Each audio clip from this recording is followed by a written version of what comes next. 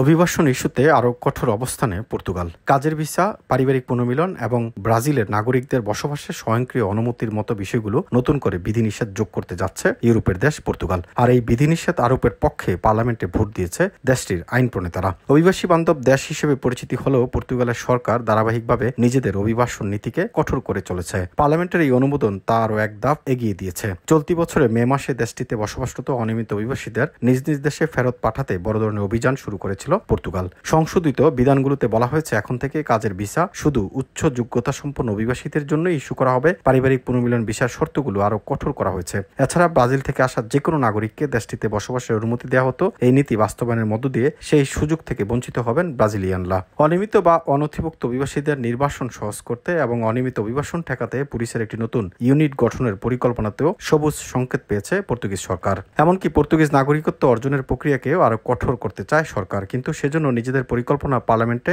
উত্থাপন করা হয়েছে। কিন্তু দেশটির আইন প্রণেতারা বলছেন এই পরিকল্পনা নিয়ে আরো বিশদ আলোচনার প্রয়োজন, তাই সংসদীয় পর্যালোচনার জন্য সেই পদক্ষেপটি স্থগিত করা হয়েছে। ইউরোপীয় ইউনিয়নের অন্য দেশগুলোর মতো অনিয়মিত অভিবাসন নিয়ন্ত্রণের লক্ষ্যে এই পদক্ষেপগুলো নিতে যাচ্ছে পর্তুগিজ সরকার। দেশটিতে আনুমানিক 18,000 বিদেশি নাগরিক রয়েছেন যাদের বসবাসের অনুমতি নেই। সরকারের নতুন বিধিনিষেধ তাদের উপর ব্যাপক প্রভাব ফেলবে বলে ধারণা করা হচ্ছে। এসব অভিবাসীদের মধ্যে বেশিরভাগই ভারত, পাকিস্তান, বাংলাদেশ এবং নেপালের নাগরিক। অফিসিয়াল কাজের ভিসা নেই এমন অভিবাসীদের গত বছর থেকে পর্তুগালে আর ঢুকতে দেওয়া হচ্ছে না। এই সিদ্ধান্তের ফলে অনিয়মিতভাবে পর্তুগালে এসে কাজ জুটিয়ে নিয়মিত হওয়ার সুযোগটি আর থাকছে না। 2018 সালে প্রবর্তন করা একটি নীতিও বাতিল করে দিয়েছে বর্তমান সরকার। ওই নীতি অনুযায়ী পর্যটন ভিসায় পর্তুগালে আসা কোনো ব্যক্তি 1 বছর কাজ করার অভিজ্ঞতা অর্জন করে এবং সামাজিক সুরক্ষা খাতে অবদান রাখার প্রমাণ দিয়ে বসবাসের অনুমতি নিতে পারতেন। সেই সুযোগটিও আর থাকছে না। অভিবাসন ইস্যুতে সরকার একের পর এক কঠোর নীতি গ্রহণের কারণে ক্ষুব্ধ হয়েছে দেশটিতে বসবাসরত অভিবাসীরা। তার প্রতিফলন দেখা গেছে গত বছরের অক্টোবরে দেশটির রাজধানী লিসবনে পার্লামেন্ট ভবনের বাইরে অনেক অভিবাসী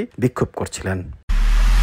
এমআইবি সংবাদ ও সংবাদ সংশ্লিষ্ট অনুষ্ঠান দেখতে ভিজিট করুন www.mibtelevision.tv ও facebook.com/mibtelevision.tv এবং সাবস্ক্রাইব করুন youtube.com/mibtelevision এ।